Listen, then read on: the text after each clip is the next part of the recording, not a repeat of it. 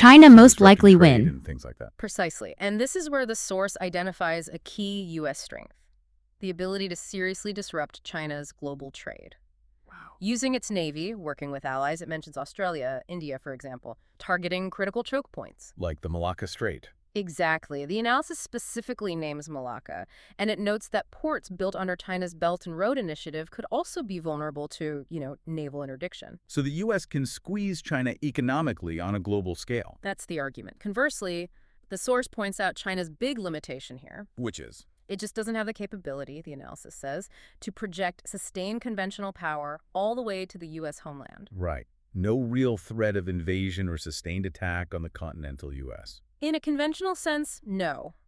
And this imbalance really restricts China's offensive options globally, according to the source. Okay, that makes sense. A key asymmetry. So, right, having walked through all these factors, the military capabilities, the geography, the global reach, this is how the analysis circles back to that initial, pretty provocative conclusion. That China would most likely win. Yes.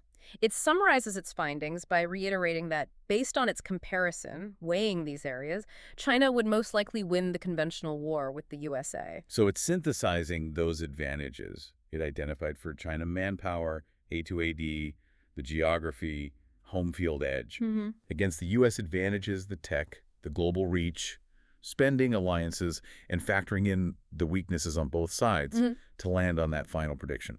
Exactly. And the source wraps up with just a couple of final, quite pointed notes. Oh.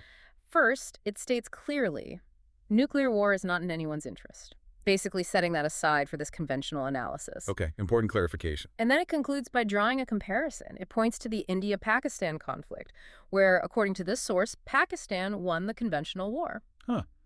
Interesting analogy to end on. Yeah, it presents that as a kind of concluding historical parallel within its specific argument. So yeah, according to this particular analysis, when you weigh all those factors, including, the constraint of avoiding nuclear war, it leads them to that outcome prediction and that final comparison. Right. So for you, listening to this, the goal of our deep dive today was really to help you understand the specific thinking, the evidence used in this one analysis to reach its pretty significant conclusion about a potential U.S.-China conventional war. Yeah, by unpacking how this document builds its case, the specific points it leans on, from the military hardware numbers, the geographical factors, those global trade vulnerabilities, even the historical analogies.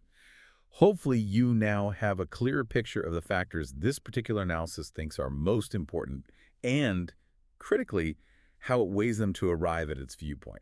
Exactly. You understand this perspective now. Yeah. So as we wrap up this